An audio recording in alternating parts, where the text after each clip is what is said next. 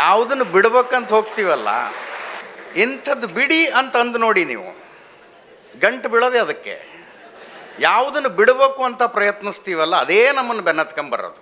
ನನಗೊಂದೊಂದು ಸಲ ಇವತ್ತಿಗೂ ಅರ್ಥ ಆಗೋದಿಲ್ಲ, ನನ್ನ ಈ ಕಾಲೇಜ್ನವರು ಯಾಕೆ ಕಾರ್ಯಕ್ರಮಕ್ಕೆ ಕರೀತಾರೆ, ಭಾಷಣಕ್ಕೆ ಕರೀತಾರೆ ಅಂತ. ನನಗೆ ಒಟ್ಟಾರೆ ನಮ್ಮ ಶಿಕ್ಷಣ ವ್ಯವಸ್ಥೆ, ಇದು ಪ್ರೊಡ್ಯೂಸ್ ಮಾಡ್ತಾ ಇರೋ ಔಟ್ಕಮ್ಮು, ಇದೆಲ್ಲದರ ಬಗ್ಗೆ ಒಂದು ಸ್ವಲ್ಪ ಬೇಜಾರುಗಳಿದ್ದಾವೆ. ಏನು ತಯಾರು ಮಾಡ್ತಿದ್ದೀವಿ ಸೊಸೈಟಿಗೆ ಅನ್ನುವ ಪ್ರಶ್ನೆಗಳಿದ್ದಾವೆ. ಆದರೂ ನನ್ನನ್ನು ಕಾಲೇಜುಗಳಿಗೆ ಇಷ್ಟು ಪ್ರೀತಿಯಿಂದ ಕರೀತಾರಲ್ಲ, ಆ ಪ್ರೀತಿಗೆ ನಾನು ಆಭಾರಿಯಾಗಿದ್ದೇನೆ. PUC ಓದ್ತಾ ಇರುವಾಗ ನಿಮ್ಮನ್ನು ಪುಸ್ತಕಗಳಿಗೆ ತೆರೆದಿಡಬೇಕು, ಪುಸ್ತಕಗಳನ್ನು ನಿಮಗೆ ತೆರೆದಿಡಬೇಕು ಅನ್ನುವಂಥ ಒಂದು ದೊಡ್ಡ ಇನಿಷಿಯೇಟಿವನ್ನು ನಿಮ್ಮ ಕಾಲೇಜಿನ ಸಂಸ್ಥಾಪಕರುಗಳೆಲ್ಲ ಸೇರ್ಕೊಂಡು ಮಾಡಿದ್ದಾರೆ. ಸ್ವಲ್ಪ ತಡ ಆಯಿತೇನೋ. ತಡ ಆಯಿತು ಅಂತ ಯಾಕೆ ಹೇಳ್ತೀನಿ ಅಂದರೆ, ನಾ ಇವತ್ತಿಗೂ ಕೂತ್ಕೊಂಡು ನನ್ನ ಜೀವನದ ಟರ್ನಿಂಗ್ ಪಾಯಿಂಟ್ ಏನು, 4 ಜನ ಅಂತಾರಲ್ಲ Ajith is a successful person, ಹಿಂಗೆ ಏನೇನೋ ಮಾತಾಡ್ತಾರಲ್ಲ, ಅದು ನಿಜಾನೇ ಅನ್ನೋದಾದರೆ ಅದಕ್ಕೆ ಕಾರಣವಾದ ಅಂಶ ಯಾವುದು ಅಂತ ನಾನು ಯೋಚನೆ ಮಾಡಿದ್ರೆ, ಅನ್ಡೌಟೆಡ್ಲಿ ನನಗೆ ಖಚಿತವಾಗಿ ಗೊತ್ತಿರೋದು ನನ್ನ ಪ್ರೈಮರಿ ಸ್ಕೂಲು. ನಾನು 7ನೇ ಕ್ಲಾಸ್ನಲ್ಲಿ ಓದ್ತಾ ಇದ್ದಾಗ ದ.ರಾ ಬೇಂದ್ರೆ ಅವರಿಗೆ 100 ವರ್ಷ, ಬದುಕಿದ್ರೆ 100 ವರ್ಷ ಆಗಿರ್ತಿತ್ತು ಅವ್ರಿಗೆ. ನಾನು 7ನೇ ಕ್ಲಾಸ್ ಓದ್ತಾ ಇದ್ದಾಗ ನಮ್ಮ ಶಾಲೆ ಹೆಡ್ ಮಾಸ್ಟರ್ ಹೆಸರು ಸುರೇಶ್ ಕುಲಕರ್ಣಿ ಅಂತ.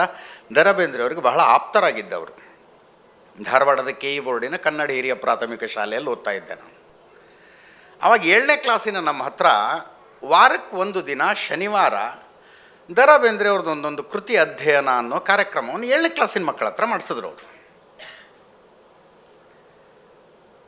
ದ.ರಾ ಬೇಂದ್ರೆ ಅವರಿಗೆ ಆಪ್ತರಾಗಿದ್ದವರು ಒಬ್ಬೊಬ್ಬರು ಅತಿಥಿ ಬರ್ತಿದ್ರು. ಬೇಂದ್ರೆ ಅವ್ರ ಬಗ್ಗೆ ಒಂದಷ್ಟು ಮಾತಾಡ್ತಿದ್ವಿ, ಅವ್ರದ್ದೊಂದು ಹಾಡು ಓದ್ತಾ ಇದ್ವಿ. ಇಡೀ ಕಾರ್ಯಕ್ರಮದಲ್ಲಿ ಯಾರೋ ಒಬ್ಬರು ಸ್ವಾಗತ ಮಾಡೋರು, ಇನ್ಯಾರೋ ಅತಿಥಿಗಳ ಪರಿಚಯ ಮಾಡ್ತಿದ್ರು. ವಂದನಾರ್ಪಣೆ ನಾನೇ ಮಾಡ್ತಿದ್ದೆ. ಸ್ವಾಗತ, ಅತಿಥಿಗಳ ಪರಿಚಯನೂ ನನ್ನ ಕ್ಲಾಸ್ಮೇಟ್ಸ್ 7ನೇ ಕ್ಲಾಸಿನ ಮಕ್ಕಳೇ ಮಾಡ್ತಿದ್ರು. ಅವತ್ತಿನ ಕಾರ್ಯಕ್ರಮದಲ್ಲಿ ಏನಾಯಿತು ಅನ್ನುವುದನ್ನು ನಮ್ಮ ಕೈ ಬರಹದ ಪತ್ರಿಕೆ ತೇಜಸ್ವಿ ವಾರಪತ್ರಿಕೆಯಲ್ಲಿ ನಾವು ಬರೀಬೇಕಾಗಿತ್ತು, ಆರ್ಟಿಕಲ್ ಬರೀಬೇಕಾಗಿತ್ತು ನಾವು 7ನೇ ಕ್ಲಾಸ್ನಲ್ಲಿ. ಅವತ್ತು ಅದು ಯಾಕೆ ಅನ್ನಿಸ್ತೋ ಏನೋ, ಗ್ರಾಮ ಪುರೋಹಿತ್ ಅನ್ನುವ ಮೇಷ್ಟ್ರಿಗೆ ನನ್ನನ್ನು ವೇದಿಕೆಯ ಮೇಲೆ ಕರೆದು ಮಾಡು ನೀನು ವಂದನಾರ್ಪಣೆ, ನೀನು ಚೆನ್ನಾಗಿ ಮಾಡ್ತೀಯ ಮಾಡು ಅಂತ ಹೇಳಿದಾಗ ನಿಂತ್ಕೊಂಡು ಇಂತಿಂಥವರಿಗೆ ಹಿಂಗೀಗ ಮಾಡಿದ್ದಕ್ಕಾಗಿ ಧನ್ಯವಾದಗಳು ಅಂತ ಹೇಳುವ ಮೂಲಕ ಈ ಮಾತನಾಡುವ ಪ್ರಕ್ರಿಯೆ ಶುರುವಾಯಿತು. ತೇಜಸ್ವಿ ವಾರಪತ್ರಿಕೆ ಕೂತ್ಕೊಂಡು ಇಂಥ ಕಾರ್ಯಕ್ರಮ ದ.ರಾ ಬೇಂದ್ರೆ ಅವರ ಅಧ್ಯಯನ ವೇದಿಕೆಯಲ್ಲಿ ಆಯಿತು, ಇಂಥವ್ರು ಬಂದರು, ಹಿಂಗಾಯಿತು ಅಂತ ಒಂದು ಆರ್ಟಿಕಲ್ ಬರೆಯುವ ಮೂಲಕ ಬರವಣಿಗೆಯ ಪ್ರಕ್ರಿಯೆ ಶುರುವಾಯಿತು. ಹಾಗೆ ಶುರುವಾದ ಪ್ರಕ್ರಿಯೆ ಇಲ್ಲಿ ತನಕ ಕೈ ಹಿಡ್ಕೊಂಡು ಬಂದಿದ್ದು.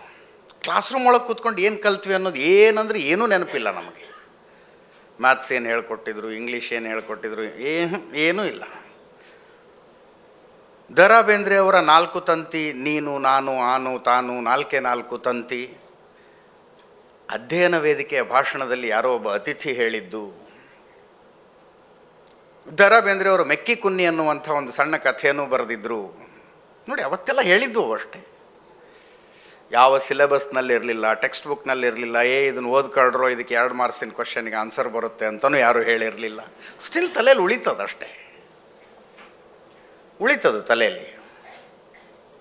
ದ.ರಾ ಬೇಂದ್ರೆ ಅವರು ಧಾರವಾಡದ ಪೋತನೀಸ್ ಗಲ್ಲಿಯ ಗುಣಾರಿ ಎನ್ನುವರ ಮನೆಯಲ್ಲಿ ಹುಟ್ಟಿದರು. ಅವತ್ತು ಹೇಳಿದರು ನಮ್ಗೆ 7ನೇ ಕ್ಲಾಸ್ ಇದ್ದಾಗ. ತಲೆಯಲ್ಲಿ ಇಂಪ್ರಿಂಟ್ ಆಗಿಬಿಡ್ತದು ನಮಗೇನಂದ್ರೆ, ಯಾವ ಎಕ್ಸಾಮ್ಗೂ ಇರಲಿಲ್ಲ, ಏನಿಲ್ಲ. ಎಕ್ಸಾಮಿಗೆ ಅಂತ ಓದಿದ್ದನ್ನು ಎಕ್ಸಾಮ್ ಬರೆದು ಮುಗಿಸಿ 3 ದಿವಸ ಆದಮೇಲೆ ಕೇಳ್ರಿ ನೋಡೋಣ, ಎಷ್ಟು ಜನರಿಗೆ ನೆನಪಿರುತ್ತೆ? ಇದನ್ನು ಯಾಕೆ ಹೇಳಿದೆ ಅಂದರೆ, ಬೆಟರ್ ಲೇಟ್ ದೆನ್ ನೆವರ್ ಅಂತಾರೆ. ಸ್ವಲ್ಪ ತಡ ಆದರೂ ಪರವಾಗಿಲ್ಲ. PUCಯಲ್ಲಿ ಆದರೂ ಇಂಥದ್ದೊಂದು ವಾತಾವರಣಕ್ಕೆ ನಿಮ್ಮನ್ನು ತೆರೆದಿಡುವಂಥ ಒಂದು ಉತ್ತಮ ವಿದ್ಯಾಸಂಸ್ಥೆಗೆ ನೀವು ಬಂದಿದ್ದೀರಿ. ಅಭಿನಂದನೆಗಳು ನಿಮಗೆ.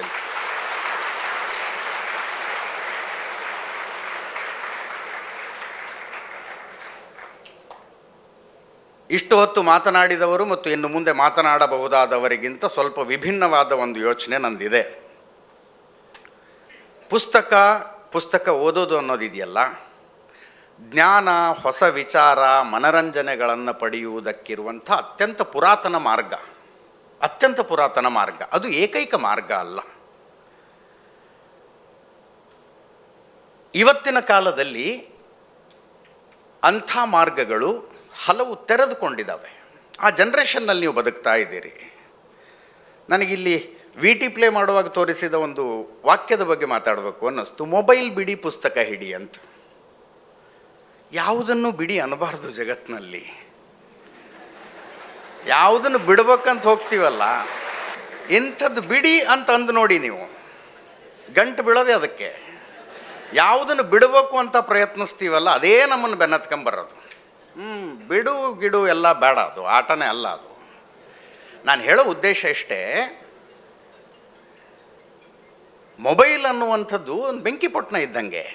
ಅದನ್ನು ಬಳಸ್ಕೊಂಡು ನಾವು ದೀಪನೂ ಹಚ್ಚಬಹುದು, ಮನೆಗೆ ಬೆಂಕಿನೂ ಹಚ್ಚಬಹುದು. ಎರಡು ಅವಕಾಶಗಳಿದ್ದಾವೆ ಅದರಲ್ಲಿ. ಸುನೀಲ್ ಕುಮಾರ್ ಅವರು ತಮ್ಮ ಭಾಷಣದಲ್ಲಿ ಹೇಳಿದ್ರಲ್ಲ, ಒಂದು ಪುಸ್ತಕದ ಬಯಕೆ ಏನು ಅಂದರೆ ನೀರಿಗೆ ಬೀಳದಂಗೆ, ಬಿಸಿಲಿಗೆ ಬೀಳದಂಗೆ, ಮೂರ್ಖರ ಕೈಗೆ ಸಿಗದಂಗೆ ನೋಡ್ಕೋಬೇಕು ಅನ್ನೋದು ಪುಸ್ತಕದ ಬಯಕೆ. ಹಾಗೆ ಬೆಂಕಿ ಪೊಟ್ಟಣನು ಮೂರ್ಖರ ಕೈಗೆ ಸಿಗಬಾರ್ದು. ಹಚ್ತಾರೆ ಬೆಂಕಿ ಅವರು. ಒಂದೊಂದು ಸಲ ಯೋಚನೆ ಮಾಡಿದಾಗ ಈ ನಾವು ಸ್ಕೂಲಿಗೆ ಬರ್ತೀವಿ, ಕಾಲೇಜಿಗೆ ಬರ್ತೀವಿ, ಅದೇನೋ ಡಿಗ್ರಿ ತಗೋತೀವಿ. ಇಲ್ಲಿ ಈ ಎಲ್ಲದರ ಒಟ್ಟಾರೆ ಉದ್ದೇಶ ಏನು ಅನ್ನೋ ಪ್ರಶ್ನೆ ಬರುತ್ತೆ. ಶಿಕ್ಷಣದ ಉದ್ದೇಶ ಏನು, ಯಾಕೆ ಮಾಡ್ತೀವಿ ನಾವು ಇದನ್ನೆಲ್ಲ? ನಮಗೊಬ್ಬರು ಎಡಿಟ್ರ್ ಇದ್ದರು, ವಿಶ್ವೇಶ್ವರ ಭಟ್ ಅಂತ.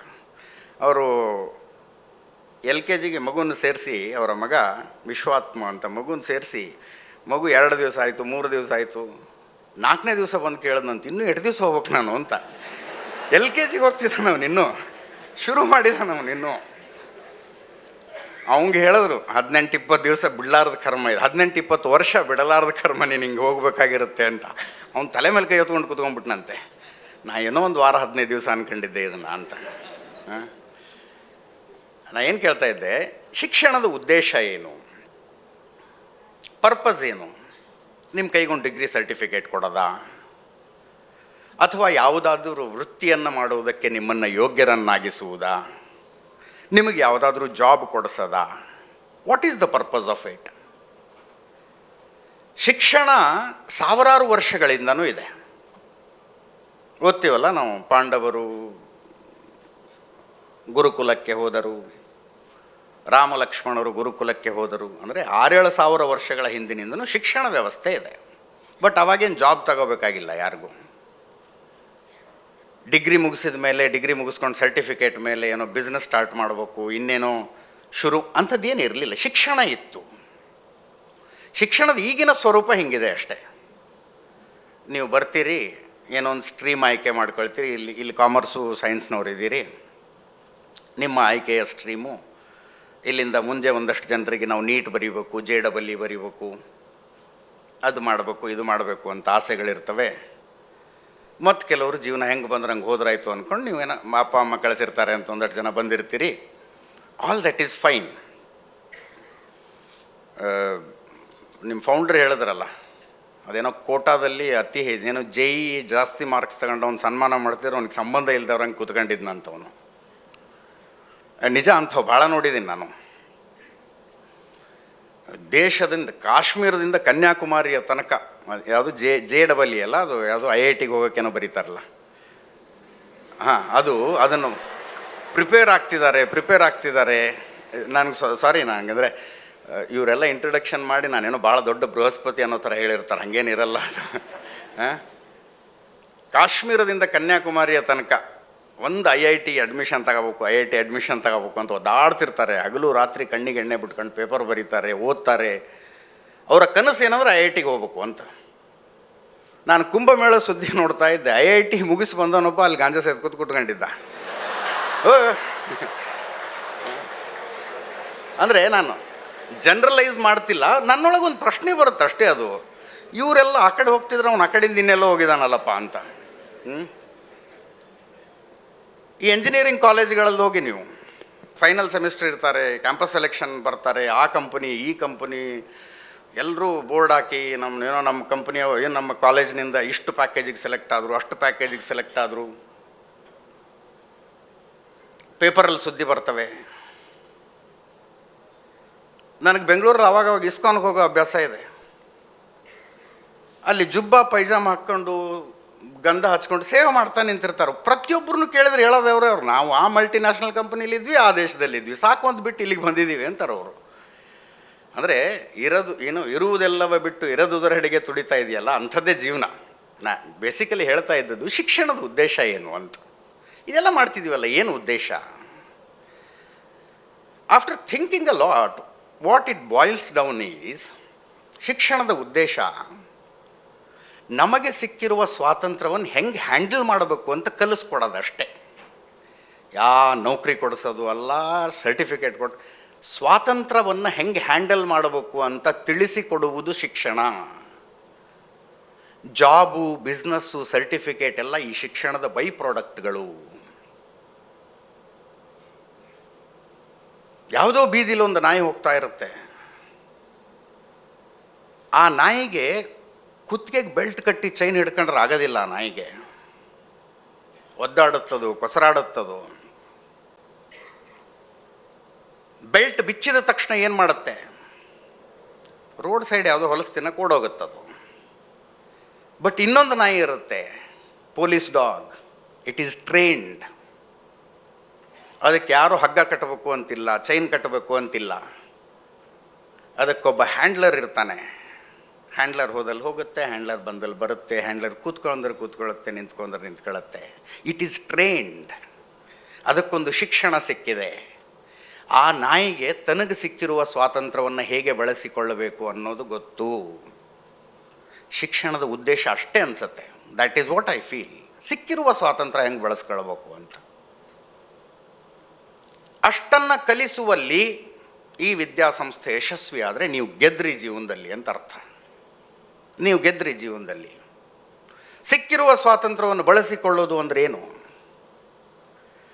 ಈಗ ನಿಮಗೂ ಸಾಕಷ್ಟು ಸ್ವಾತಂತ್ರ್ಯ ಇದ್ದಾವೆ. ನಿಮಗೂ ಇದೆ ಸ್ವಾತಂತ್ರ್ಯ. ಪಿ ಯು ಸಿಲೇ ಇಷ್ಟು ಸ್ವಾತಂತ್ರ್ಯ ಇದೆ. ಡಿಗ್ರಿಗೆ ಹೋದ್ಮೇಲೆ ಅದು ಇನ್ನೊಂದು ಸ್ವಲ್ಪ ಜಾಸ್ತಿ ಆಗುತ್ತೆ. ಡಿಗ್ರಿ ಮುಗಿಸಿದ್ಮೇಲೆ ಮತ್ತೊಂದು ಸ್ವಲ್ಪ ಜಾಸ್ತಿ ಆಗುತ್ತೆ. ಯಾವ್ಯಾವುದೋ ಊರಿಂದ ಬಂದಿದ್ದೀರಿ, ಬೆಂಗಳೂರಿಗೆ ಹೋಗಿ ಒಂದು ಜಾಬ್ ತಗೊಳ್ತೀರಿ, ಯಾರೋ ಪಿ ಜಿಲಿ ಇರ್ತೀರಿ, ಇನ್ಯಾರೋ ರೂಮ್ ಮಾಡ್ಕೊಂಡು ಫ್ರೆಂಡ್ಸ್ ಜೊತೆಗೆ ಇರ್ತೀರಿ. ಎಷ್ಟೊತ್ತಿಗೆ ಬಂದೆ, ಎಷ್ಟೊತ್ತಿಗೆ ಹೋದೆ, ಯಾರ ಜೊತೆಗೆ ಹೋಗಿದ್ದೆ ಹೇಳೋರು ಕೇಳೋರು ಯಾರೂ ಇರೋದಿಲ್ಲ. ಆವಾಗ ಸ್ವಾತಂತ್ರ್ಯ ಇನ್ನೂ ಜಾಸ್ತಿ ಇರುತ್ತೆ. ಅದನ್ನು ಹೇಗೆ ಬಳಸಿಕೊಳ್ತೀರಿ ಅನ್ನುವುದನ್ನು ಶಿಕ್ಷಣ ಹೇಳೋದಕ್ಕಾಗತ್ತಾ? That is what it is. ಆ ಸ್ವಾತಂತ್ರ್ಯವನ್ನು ಹೇಗೆ ಬಳಸಿಕೊಳ್ಳಬೇಕು ಅಂತ ಶಿಕ್ಷಣ ಹೇಳಿಕೊಡ್ಬೇಕು. ಆ ವಿಷಯ ಯಾಕೆ ಬಂತು ಅಂದರೆ, ಮೊಬೈಲ್ ಬಿಟ್ಟು ಪುಸ್ತಕ ಹಿಡಿಬೇಕಾ ಅಂತ? ನೋ. ಮೊಬೈಲ್ ಬಳಕೆಯ ಸ್ವಾತಂತ್ರ್ಯವನ್ನು ಹೇಗೆ ಬಳಸಿಕೊಳ್ಳಬೇಕು ಅನ್ನೋದನ್ನು ಶಿಕ್ಷಣ ನಿಮಗೆ ಕಲಿಸ್ಬೇಕು. ಒಂದು ಸಲ ಇನ್ಸ್ಟಾಗ್ರಾಮ್ ಓಪನ್ ಮಾಡಿ ರೀಲ್ಸ್ ಸ್ಕ್ರಾಲ್ ಮಾಡೋದಕ್ಕೆ ಶುರು ಮಾಡಿದ್ರೆ ತಾಸು, 1.5 ತಾಸು, 2 ತಾಸು ಕೆಳಗೆ ಇಡಂಗಿಲ್ಲ ಅದನ್ನ. ಆವಾಗ ಸ್ವಾತಂತ್ರ್ಯವನ್ನು ಹೇಗೆ ಬಳಸಿಕೊಳ್ಳುವುದು ಅನ್ನೋದನ್ನು ಶಿಕ್ಷಣ ನಿಮಗೆ ಹೇಳಿಕೊಟ್ಟಿಲ್ಲ ಅಂತ ಅರ್ಥ. ಅದೇ ಇನ್ಸ್ಟಾಗ್ರಾಮ್ ಬಿಟ್ಟು ಮೊಬೈಲ್ನಲ್ಲಿ ಯೂಟ್ಯೂಬ್ ಓಪನ್ ಮಾಡಿ ಇವತ್ತು ಹೊಸದೇನೋ ನಾನು ಕಲಿತೀನಿ ಅಂತ ನೀವು ಹೊರಟ್ರೆ ಆ ಮೊಬೈಲ್ ನಿಮಗೆ ದಾರಿದೀಪ ರೀ. ದಾರಿದೀಪ ನಿಮಗೆ. I am coming back to the same thing. ಪುಸ್ತಕ ಯಾರೋ ಬರೀತಾರೆ, ಪಬ್ಲಿಷ್ ಆಗುತ್ತೆ, ಪುಸ್ತಕದ ಅಂಗಡಿಗೆ ಹೋಗುತ್ತೆ, ಇನ್ನೊಬ್ಬರು ದುಡ್ಡು ಕೊಟ್ಟು ತಗೊಂಡು ಬರ್ತೀರಿ. ಇದು ಈ ಜಗತ್ತಿನಲ್ಲಿ ಹಲವು ಶತಮಾನಗಳಿಂದ ನಡ್ಕೊಂಡು ಬಂದಿರುವಂಥದ್ದು. This is the most popular way, not the only way.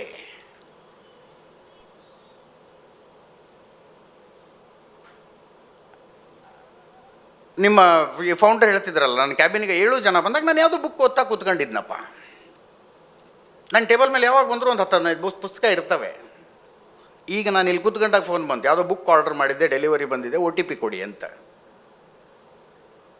RVS ಮಣಿ ಅನ್ನುವಂಥವ್ರು ಬರೆದಿರುವಂಥ ಇಂಟೆಲಿಜೆನ್ಸ್ನಲ್ಲಿದ್ದವರು. ಅವ್ರದ್ದು ANI-ನಲ್ಲಿ ಪಾಡ್ಕಾಸ್ಟ್ ನೋಡಿದೆ, ಭಾಳ ಅದ್ಭುತವಾಗಿ ಮಾತನಾಡಿದ್ರು ವ್ಯಕ್ತಿ. ಅವ್ರ ಬಗ್ಗೆ ಗೂಗಲ್ ಮಾಡಿದೆ. ಗೂಗಲ್ ಮಾಡಿದಾಗ ಅವರೊಂದು ಪುಸ್ತಕ ಬರೆದಿದ್ದಾರೆ ಅಂತ ಗೊತ್ತಾಯಿತು. ಪುಸ್ತಕ ಆರ್ಡರ್ ಮಾಡಿದ್ದೀನಿ, ಬಂದಿದೆ, ಹೋದ್ಮೇಲೆ ಓದ್ತೀನಿ ಅದನ್ನು ನಾನು. That is one of the ways.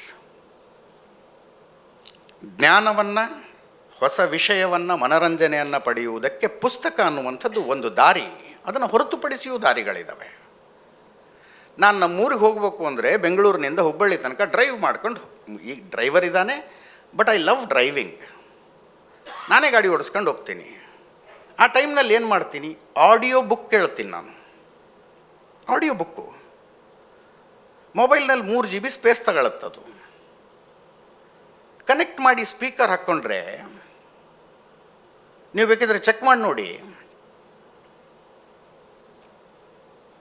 ನಾನು ಚಂದ್ರಶೇಖರ್ ಕಂಬಾರರ ಅರಮನೆ ಕಾದಂಬರಿ ಕೇಳ್ಕೊಂಡು ಹೋದೆ. ಹಂಗೆ 400 ಕಿಲೋಮೀಟ್ರ್ ಹೋಗೋದು, 400 ಕಿಲೋಮೀಟ್ರ್ ಬರೋದು ಸರ್. ಏನು ಅದ್ಭುತ ಆಡಿಯೋ ಬುಕ್ ಇದೆ ಅದು. ಪುಸ್ತಕನ ಇನ್ನೊಬ್ಬರು ಆ ಧ್ವನಿಯ ಏರಿಳಿತದೊಂದಿಗೆ ಓದಿದ್ದಾರೆ. ಅದನ್ನು ಡ್ರೈವ್ ಮಾಡೋಗಂತೂ ಓದೋಕ್ಕಾಗಲ್ಲ. I just heard it. ಅದಾದಮೇಲೆ ಆಡಿಯೋ ಬುಕ್ ಕೇಳೋದು ನನಗೆ ಅಭ್ಯಾಸ ಆಗೋಗ್ಬಿಡ್ತು. ಪುಸ್ತಕ ನೋಡಿ, ಒಬ್ಬೊಬ್ರಿಗೆ ಒಂದೊಂದು ಅಟ್ಯಾಚ್ಮೆಂಟ್ ಇರುತ್ತೆ. ಬುಕ್ ಕೈಗೆ ತಗೊಂಡು ಹೊಸ ಬುಕ್ಕಿಗೊಂದು ಸ್ಮೆಲ್ ಇರುತ್ತೆ. ಅದನ್ನೊಂದು ಸ್ಮೆಲ್ ನೋಡಿದರೆ ಕೆಲವರಿಗೆ ಕಿಕ್ ಅದು. I have enjoyed it. ಹೊಸ ಬುಕ್ಕಿನ ಸ್ಮೆಲ್ ಇರುತ್ತಲ್ಲ, ಆಮೇಲೆ ಒಂದೊಂದೇ ಪೇಜ್ ತೆಗಿತಾ ಹೋಗ್ಬೇಕು, ಒಂದೊಂದೇ ಪೇಜ್ ಓದ್ತಾ ಹೋಗ್ಬೇಕು. ಹಾಗೆ ನನಗೆ ಬರವಣಿಗೆ ವಿಷಯದಲ್ಲಿದೆ. ಪೆರಿಕಾರ್ಡಿಯನ್ ಅನ್ನುವ ಪೆನ್ನು 0.8 ಗೇಜಿದ್ದು ಬರುತ್ತೆ. ಇದು ಇಲ್ಲದೆ ಹೋದ್ರೆ ನಂಗೆ ಬರೆಯೋದಕ್ಕಾಗೋದಿಲ್ಲ. A4 ಸೈಜಿನ ಜೈನ್ ಮ್ಯಾನುಫ್ಯಾಕ್ಚರಿಂಗ್ನವ್ರು ಮಾಡಿರೋ ಅಡ್ಡಡ್ಡ ಲೈನ್ ಇರುವ ಪೇಪರ್ ಇಲ್ಲದೆ ಹೋದ್ರೆ ನಂಗೆ ಬರೆಯೋಕ್ಕೆ ಭಾಳ ಕಷ್ಟ. I am addicted to it ಅಷ್ಟೇ. ಹಾಗೆ ಕೆಲವರು ಪುಸ್ತಕ ಓದುವುದಕ್ಕೆ ಅಡಿಕ್ಟೆಡ್ ಆಗಿರ್ತಾರೆ. ಅಂದರೆ ಅಡಿಕ್ಷನ್ ಅಂದ್ರೆ not in a bad sense. ಒಬ್ಬೊಬ್ರಿಗೆ ಒಂದೊಂದು ಅಭ್ಯಾಸ ಆಗಿರುತ್ತೆ ಅಷ್ಟೇ. ಅದು ನಿಮಗೆ ಹಲವು ಆಪ್ಷನ್ಗಳಿದ್ದಾವೆ, ಎಲ್ಲರೂ ಟ್ರೈ ಮಾಡ್ಬೋದು. Audio book, why not audio book? ಒಂದು ಸ್ಪೀಕರ್ನಲ್ಲಿ ಪ್ಲೇ ಮಾಡಿಕೊಂಡು ನೀವು ನಿಮ್ಮ ಬೆಡ್ ಮೇಲೆ ಆರಾಮಾಗಿ ಮಲ್ಕೊಂಡು ಒಂದು ಕಾದಂಬರಿನ ಕೇಳಿಸ್ಕೊತಾ ಇದ್ದೀರಿ. ಹಾಗೆ ಒಟ್ಟಾರೆ ಉದ್ದೇಶ ಏನು? ಒಂದು ಹೊಸ ವಿಷಯ ಏನೋ ತಿಳ್ಕೋಬೇಕು ನಾವು. ಹೊಸ ವಿಷಯ, ಮನರಂಜನೆ ಪಡಿಬೇಕು. ಯಾವುದೋ ಕಾದಂಬರಿನೋ ಹಾಡೋ ಕೇಳಬೇಕು, ತಿಳ್ಕೋಬೇಕು. ಅದನ್ನು ಮಾಡಿಕೊಳ್ಳುವ ಮಾರ್ಗಗಳ ಹಲವು ಇದ್ದಾವೆ. ಇತ್ತೀಚಿನ ದಿನಗಳಲ್ಲಿ ತುಂಬ ಎಕ್ಸ್ಪಿರಿಮೆಂಟ್ಗೂ ಕೂಡ ಒಳಪಡ್ತಾ ಇದ್ದಾವೆ ಆ ಮಾರ್ಗಗಳು. ನನ್ನ ಹತ್ರ ಈ ಅಮೆಝಾನ್ನವರು ಕಿಂಡಲ್ ಅಂತ ಒಂದು ಡಿವೈಸ್ ಬಿಟ್ಟಿದ್ದಾರೆ. ಕಿಂಡಲ್ ಅಂತ 14,000 ರೂಪಾಯಿ ಅದರ ರೇಟು. ಒಂದು ಪುಸ್ತಕ ಮಾರ್ಕೆಟ್ನಲ್ಲಿ ಹಾರ್ಡ್ ಕಾಪಿ ಅಂತ ಏನು ಕರೀತಾರಲ್ಲ, ಪ್ರಿಂಟೆಡ್ ಕಾಪಿ, ಅದಕ್ಕೆ 400 ರೂಪಾಯಿ ಇದ್ದರೆ ಕಿಂಡಲ್ ಎಡಿಷನ್ 200 ರೂಪಾಯಿಗೆ ಸಿಗುತ್ತೆ. ಏನಿಲ್ಲ, ಬಟನ್ ಒತ್ತಿ ಡೌನ್ಲೋಡ್ ಆಗುತ್ತದು. ಮೊಬೈಲ್ಗಿಂತ ಸ್ವಲ್ಪ ದೊಡ್ಡದಿರುತ್ತೆ, ಟ್ಯಾಬ್ಗಿಂತ ಸ್ವಲ್ಪ ಸಣ್ಣದಿರುತ್ತೆ. ಅದರದ್ದೊಂದು ಬ್ಯೂಟಿ ಏನಂದರೆ, ಬಿಳಿ ಹಾಳೆ ಎಷ್ಟು ಲೈಟ್ ಕೊಡುತ್ತೋ ಅಷ್ಟೇ ಲೈಟನ್ನು ಕಿಂಡಲ್ ಕೊಡುತ್ತೆ, ಅದಕ್ಕಿಂತ ಜಾಸ್ತಿ ಕೊಡೋದಿಲ್ಲ ಅವರು. ಪುಸ್ತಕದ ಪುಟ ತಿರುಗಿಸಿದಂತೆ ಸ್ಕ್ರೀನ್ ಮೇಲೆ ಪುಟ ತಿರುಗಿಸ್ಬೋದು ನಾವು. ಆ ಡಿವೈಸ್ ಪುಸ್ತಕ ಓದೋದು ಬಿಟ್ಟು ಇನ್ಯಾವುದಕ್ಕೂ ಉಪಯೋಗ ಇಲ್ಲ. It is a black and white device. ಅದು ಒಂದು ಮಾರ್ಗವೇ. ಹೀಗೆ ಇರುವ ಹಲವು ಮಾರ್ಗಗಳನ್ನು ಬಳಸಿಕೊಂಡು ನಿಮ್ಮ ತಿಳುವಳಿಕೆ ಜಾಸ್ತಿ ಆಗಲಿ, ಜ್ಞಾನ ಜಾಸ್ತಿ ಆಗಲಿ. ಒಂದು ಬಹಳ ಪಾಪ್ಯುಲರ್ ಕಥೆ ಇದೆ. ನಮ್ಮ ಶಿಕ್ಷಣ ವ್ಯವಸ್ಥೆ ಹೆಂಗೆ ಅಂದರೆ, ಒಂದು ಮಂಗ, ಒಂದು ಆನೆ, ಒಂದು ಮೊಸಳೆ, ಒಂದು ಕೋಣದ ಮಧ್ಯೆ ಮರ ಏರೋ ಸ್ಪರ್ಧೆ ಇಟ್ಟಂಗಿದು. ಒಂದು ಮಂಗ, ಒಂದು ಆನೆ, ಒಂದು ಮೊಸಳೆ, ಒಂದು ಕೋಣವನ್ನು ಕರ್ಕೊಂಬಂದು ನಿಮ್ಮಲ್ಲಿ ಯಾರು ಚೆನ್ನಾಗಿ ಮರ ಹತ್ತಾರೋ ನೋಡೋಣ, ಮರ ಹತ್ತಿ ಅಂತ ಹೇಳ್ದಂಗಿದು ವ್ಯವಸ್ಥೆ. ಯಾರು ಗೆಲ್ತಾರೆ? ಆಬ್ವಿಯಸ್ಲಿ ಭಾರ ಹೊರುವ ಸ್ಪರ್ಧೆ ಇಟ್ಟಿದ್ರೆ ಆನೆ ಗೆಲ್ತಿತ್ತು, ನೀರಲ್ಲಿ ಈಜೋ ಸ್ಪರ್ಧೆ ಇಟ್ಟಿದ್ರೆ ಮೊಸಳೆ ಗೆಲ್ತಿತ್ತು, ಓಡೋ ಸ್ಪರ್ಧೆ ಇಟ್ಟಿದ್ರೆ ಕೋಣ ಗೆಲ್ತಿತ್ತು. But somehow somebody has decided ಮರ ಹತ್ತದೇ ಈ ಸ್ಪರ್ಧೆ ಆಗತ್ತೆ ಅಂತ. ಹಾಗೆ ನಿಮ್ಮಲ್ಲಿ ಸೇರಿರುವ ಇಷ್ಟೆಲ್ಲ ಜನರ ಪೈಕಿ what are you being trained ಇದೆಯಲ್ಲ, ಅದರಲ್ಲಿ ಒಂದು 10-15% ಜನ ಇರಬಹುದು. 10-15% ಜನ. Rest of you are made for some other things. ಆದರೆ ಯಾರು ಏನು ಮಾಡ್ತೀವಲ್ಲ, ಏನೇ ಮಾಡಿದ್ರು, ಭವಿಷ್ಯದಲ್ಲಿ ಹೋಗಿ ಏನೇ ಮಾಡಿದ್ರು ಕೈ ಹಿಡಿಯೋದು ಒಂದು ಕಾನ್ಫಿಡೆನ್ಸ್, ಒಂದು ಆತ್ಮವಿಶ್ವಾಸ ಅನ್ನೋದು ಇರಬೇಕು. ಆತ್ಮವಿಶ್ವಾಸ ಯಾವಾಗ ಬರುತ್ತೆ ಅಂದರೆ, ನನ್ನ ಹತ್ರ ಮಾತನಾಡುವುದಕ್ಕೆ ವಿಷಯಗಳಿದ್ದಾವೆ ಮತ್ತು ಆ ವಿಷಯಗಳನ್ನು ಪ್ರೆಸೆಂಟ್ ಮಾಡುವ ಶಬ್ದಗಳಿದ್ದಾವೆ ಅಂದಾಗ ಆ ಕಾನ್ಫಿಡೆನ್ಸ್ ಬರುತ್ತೆ. ಹೇಳೋದಕ್ಕೆ ವಿಷಯಗಳಿದ್ದಾವೆ ಮತ್ತು ಅದನ್ನು ಪ್ರೆಸೆಂಟ್ ಮಾಡೋದಕ್ಕೆ ಶಬ್ದಗಳಿದ್ದಾವೆ ಅಂದಾಗ ಬರೋ ಕಾನ್ಫಿಡೆನ್ಸೇ ಬೇರೆ. ಅದು ಎಲ್ಲಿಂದ ಬರುತ್ತೆ ಅಂದರೆ ಈ ಥರದ ಪುಸ್ತಕಗಳ ಓದುವಿಕೆಯಿಂದ ಬರೋದು, ಅಥವಾ ಪುಸ್ತಕದಲ್ಲಿರುವ ಜ್ಞಾನವನ್ನು ಯಾವುದಾದ್ರೂ ಒಂದು ಮಾರ್ಗದ ಮೂಲಕ ನಮ್ಮ ತಲೆಗೆ ತುಂಬಿಕೊಳ್ಳುವ ಮೂಲಕ ಬರೋದದು. ನಾನು ತುಂಬ ಕಡೆ ಹೇಳಿದ್ದೀನಿ, ಇವತ್ತು ಮತ್ತೆ ಹೇಳ್ತೀನಿ, ನೀವು ಇಲ್ಲಿಂದ ಪಡೆಯುವ ಸರ್ಟಿಫಿಕೇಟು ನಿಮ್ಮ ಬದುಕಿನ ಮುಂದಿನ ಒಂದು ದಾರಿಯನ್ನು ತೆರೆಯಬಹುದು, ಒಂದು ಬಾಗಿಲನ್ನು ತೆಗೆಯಬಹುದು ಅಷ್ಟೇ. ಅದ್ರ ಮುಂದಿನ ನಮ್ಮ ಪಾಡಿಗೆ ನಾವೇ ತಕ್ಕಂಡು ಹೋಗಬೇಕು. ಆ ಬಾಗಿಲುಗಳನ್ನು ತೆಗೆಯುವ ದಾರಿ ಯಾವುದು? ನಮ್ಮ ಆ್ಯಟಿಟ್ಯೂಡ್ ಹೆಂಗಿದೆ, ಕಾನ್ಫಿಡೆನ್ಸ್ ಹೆಂಗಿದೆ, ಮಾತನಾಡುವ ಕಲೆ ಹೆಂಗಿದೆ. ನಾನು ತುಂಬ ಸಲ ಹೇಳ್ತೀನಿ, ವಾಟ್ ಆರ್ ಯು ಅಂದರೆ I am a story teller ಅಷ್ಟೇ. ಎಲ್ಲರೂ ಇಮ್ಯಾಜಿನರಿ ಕಥೆಗಳನ್ನು ಹೇಳ್ತಾರೆ, ನಾನು ನಿಜವಾದ ಕಥೆಗಳನ್ನು ಹೇಳ್ತೀನಿ ಅಷ್ಟೇ. ಇರಾನ್ ಮೇಲೆ ಅಮೇರಿಕಾದವ್ರು ದಾಳಿ ಮಾಡಿದ್ರು, ಹೆಂಗೆ ಹೊಡೆದ್ರು ಗೊತ್ತಾ, 20 ವಿಮಾನ ನುಗ್ಗಿಸ್ಬಿಟ್ರು, 80 ಕಡೆ ಬಾಂಬ್ ಹಾಕ್ಬಿಟ್ರು, 40 ಜನ ನೋಡಿದು ಬಿಟ್ಟಿದ್ದಾರೆ. This is a story. Basically ನಾನೊಂದು ರಿಯಲ್ ಸ್ಟೋರಿ ಹೇಳ್ತೀನಿ ಅಷ್ಟೇ. ಇಂಥ ಸ್ಟೋರಿ ಟೆಲ್ಲಿಂಗ್ ಸ್ಕಿಲ್ ಕೈ ಹಿಡಿಯುತ್ತೆ. ಅದನ್ನು ಎಷ್ಟರ ಮಟ್ಟಿಗೆ ನೀವು ಬೆಳೆಸ್ಕೊಂಡಿದ್ದೀರಿ? ಎದುರಿಗೆ ಒಬ್ಬ ವ್ಯಕ್ತಿ ಅಪರಿಚಿತ ಬಂದು ನಿಂತು ನಿಮ್ಮನ್ನು ಮಾತಾಡಿಸಿದಾಗ ನೀವು ಆತನ ಕಣ್ಣಲ್ಲಿ ಕಣ್ಣಿಟ್ಟು ಮಾತಾಡಿ ಒಂದು ಶೇಕ್ ಹ್ಯಾಂಡ್ ಕೊಡೋದಕ್ಕೆ ನಿಮ್ಮ ಕೈಲಾಗತ್ತಾ?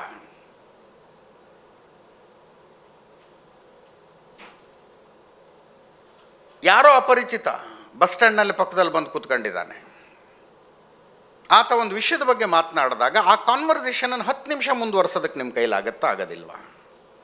ಜೀವನದಲ್ಲಿ ಯಶಸ್ಸು ಅಂತ ಏನು ಕರಿತೀವಲ್ಲ, ಅದನ್ನು ನಿರ್ಧರಿಸೋದಿದೆಲ್ಲ. ಮತ್ತು ಅದು ಒಂದು ಸಲ ಬಂತು ಮುಗಿದೋಯ್ತು ಅನ್ನೋದಕ್ಕಾಗೋದಿಲ್ಲ. It needs a consistency. ಅದಕ್ಕೊಂದು ಕನ್ಸಿಸ್ಟೆನ್ಸಿ ಅನ್ನೋದು ಬೇಕು. ನಾನು ತುಂಬ ಜನ ಹೇಳ್ತಾರೆ, ನೀವು ಇಷ್ಟೆಲ್ಲ ವಿಷಯ, ಬೇರೆ ಬೇರೆ ವಿಷಯ ಮಾತಾಡ್ತೀರಿ, ಪ್ರತಿ ದಿವಸ 3 ತಾಸು ಲೈವ್ನಲ್ಲಿ ಮಾತಾಡ್ತೀರಿ, ಇದು ಹೆಂಗಾಗತ್ತೆ? ಓವರ್ ಹೆಡ್ ಟ್ಯಾಂಕ್ನಲ್ಲಿ ನೀರಿದ್ದರೆ ಟ್ಯಾಪ್ನಲ್ಲಿ ನೀರು ಬಂದೇ ಬರುತ್ತೆ. ಮನೆ ಮ್ಯಾಲಿನ ಟ್ಯಾಂಕ್ನಾಗ ನೀರಿದ್ದರೆ ನೀವು ವಾಶ್ ಬೇಸಿನ್ನಾಗಾರು ತಿರುಗಿಸ್ರಿ, ಬಾತ್ರೂಮಲ್ಲಾರು ತಿರುಗಿಸ್ರಿ, ಟಾಯ್ಲೆಟಲ್ಲಾರು ನಲ್ಲಿ ತಿರುಗಿಸ್ರಿ, ನೀರು ಬರುತ್ತಲ್ಲಿ. ಓವರ್ ಹೆಡ್ ಟ್ಯಾಂಕ್ ಖಾಲಿ ಆದರೆ ಏನು ಮಾಡೋದು? ಅದನ್ನು ಖಾಲಿಯಾಗದಂತೆ ನೋಡಿಕೊಳ್ಳಬೇಕಾದ ವೃತ್ತಿಲಿ ನಾನಿದ್ದೀನಿ. ಅದು ನಿರಂತರವಾಗಿ ನೀರು ಪಂಪ್ ಮಾಡ್ತಾ ಇರಬೇಕು.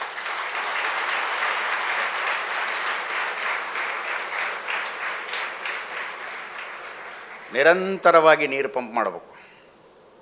ಒಂದು ಅಂಡರ್ಗ್ರೌಂಡ್ ಟ್ಯಾಂಕ್ ಇದೆ, ಅದಕ್ಕೆ ಬೋರ್ವೆಲ್ನಿಂದ ಕನೆಕ್ಷನ್ ಕೊಟ್ಟಿದ್ದೀನಿ. ಕಾವೇರಿ ವಾಟರ್ ಬರುತ್ತಾ? ಕಾವೇರಿ ಬರಲಿಲ್ಲ, ಬೋರ್ವೆಲ್ ಬತ್ತು ಹೋಗಿದೆ ಅಂದರೆ ಟ್ಯಾಂಕರಿನ ಥರ ಸಾಕಿಸ್ಕತ್ತಿನ.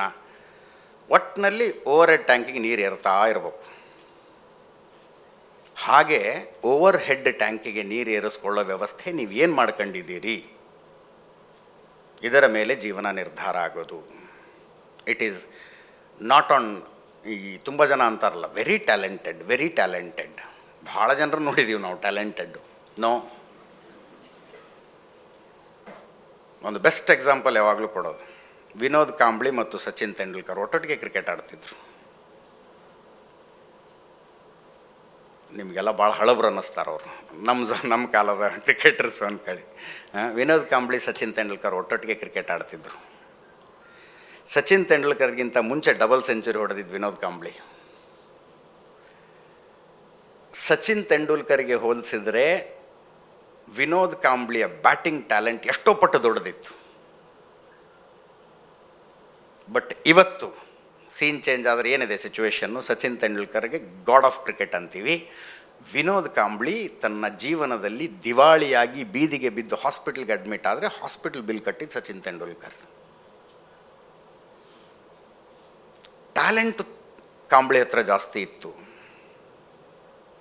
ಪರ್ಸಿಸ್ಟೆನ್ಸಿ ಸಚಿನ್ ತೆಂಡೂಲ್ಕರ್ ಹತ್ರ ಇತ್ತು. ಅದನ್ನೇ ಓವರ್ ಹೆಡ್ ಟ್ಯಾಂಕಿಗೆ ನೀರು ತುಂಬೋದು ಅನ್ನೋದು. ದಿನ ಬೆಳಗ್ಗೆ ಕಮ್ ವಾಟ್ ಮೇ ನಾನು ಎದ್ದು ನನ್ನ ಟ್ರ್ಯಾಕ್ ಪ್ಯಾಂಟು ಟ್ರ್ಯಾಕ್ ಶರ್ಟ್ ಹಾಕ್ಕೊಂಡು ಕಿಟ್ ತಗೊಂಡು ನಾನು ಗ್ರೌಂಡ್ನಲ್ಲಿ ಇರ್ತೀನಪ್ಪ, ಕಮ್ ವಾಟ್ ಮೇ. ಅದನ್ನು ಮಾಡಿ ಸಚಿನ್ ತೆಂಡೂಲ್ಕರ್. ಅವರ ಓವರ್ ಹೆಡ್ ಟ್ಯಾಂಕಿಗೆ ದಿನ ನೀರು ಏರ್ತಾ ಇತ್ತು. ವಿನೋದ್ ಕಾಂಬ್ಳಿ ಮಾಡಲಿಲ್ಲ ಅದನ್ನೇ. ನಾನ್ ಟ್ಯಾಲೆಂಟೆಡ್ಡು. ಹಾಗೆ ಸಚಿನ್ ತೆಂಡೂಲ್ಕರ್ ಕ್ರಿಕೆಟ್ನ ಕ್ಷೇತ್ರದಲ್ಲಾದ್ದರ ಕಾರಣ ದಿನ ಬೆಳಗ್ಗೆ ಎದ್ದು ಕಿಟ್ ಹಿಡ್ಕೊಂಡು ಗ್ರೌಂಡ್ನಲ್ಲಿರೋದು ಮ್ಯಾಟರ್ ಆಗ್ತಿತ್ತು. ನಿಮ್ಮಲ್ಲೂ ಯಾರು ಸ್ಪೋರ್ಟ್ಸ್ ಮನ್ ಆಗೋದಾದರೆ ಆ ಪರ್ಸಿಸ್ಟೆನ್ಸಿ ಬೇಕು, ಆ ನಿರಂತರತೆ ಬೇಕು. ಇಲ್ಲ ನಾನು ಅಜಿತ್ ಹನುಮಕ್ನವ್ರ ಥರ ಆಗ್ತೀನಿ ಅಂದರೆ ವೇಕಪ್, ದಿನ ಬೆಳಗ್ಗೆ ನ್ಯೂಸ್ ಓದೋದಕ್ಕೆ 10 ಮಾರ್ಗಗಳಿದ್ದಾವೆ. ಅಂದರೆ ನಾನು ಓಲ್ಡ್ ಸ್ಟೈಲ್ ಅನ್ನೋದಕ್ಕೆ ಉದಾಹರಣೆ, ಬರವಣಿಗೆ ಹೆಂಗೆ ಅಡಿಕ್ಷನ್ ಆಗಿದೆಯಲ್ಲ ಹಾಗೆ ನನಗೆ ನ್ಯೂಸ್ ಪೇಪರ್, ನನ್ನ ಹೆಂಡತಿ ಅವಾಗ ಕಾಡಿಸ್ತಾಳೆ, ನಿನಗೆ ನ್ಯೂಸ್ ಪೇಪರ್ ಜೊತೆ ದೈಹಿಕ ಸಂಬಂಧ ಇದೆ, ನಿನಗೆ ಫಿಸಿಕಲ್ ರಿಲೇಷನ್ಶಿಪ್ ಇರೋದು. ಹೌದು, ನನಗೆ ನ್ಯೂಸ್ ಪೇಪರು ಒಂದು ಕಪ್ ಟೀ ಆಗದೆ ಮುಂದೆ ಏನೂ ಆಗದೇ ಇಲ್ಲ ನನಗೆ. That is how it is. 11:30 12 ಗಂಟೆಗೆ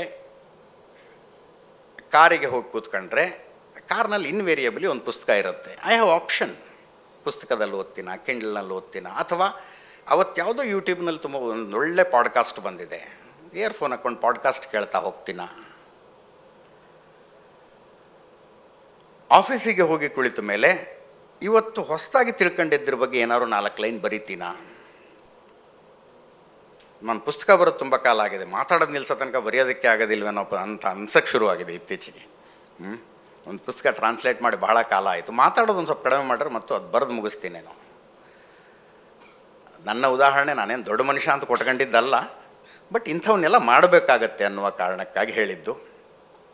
ವಂಡರ್ಫುಲ್, ಭಾಳ ಖುಷಿ ಆಯ್ತು ಇಂಥದ್ದೊಂದು ಸಭೆಯಲ್ಲಿ ಭಾಗಿಯಾಗಿದ್ದಕ್ಕೆ, ನಿಮ್ಮನ್ನೆಲ್ಲ ನೋಡಿದ್ದಕ್ಕೆ. ಇಂಥ ಶಿಕ್ಷಣ ಸಂಸ್ಥೆಗಳ ಸಂಖ್ಯೆ 1000 ಆಗಬೇಕು. ಈ ಒಂಥರ ಮಕ್ಕಳನ್ನು ರ್ಯಾಟ್ ರೇಸಿಗೆ ನಿಲ್ಲಿಸಿ ಗಿರಣಿಗೆ ಹಾಕಿದಂಗೆ ಮಾಡಿ, ಅಲ್ಲಾಡೋಕ್ಕಾಗದೇ ಇರುವಂಥ ಟೈಮ್ ಟೇಬಲ್ ಹಾಕಿಟ್ಟು,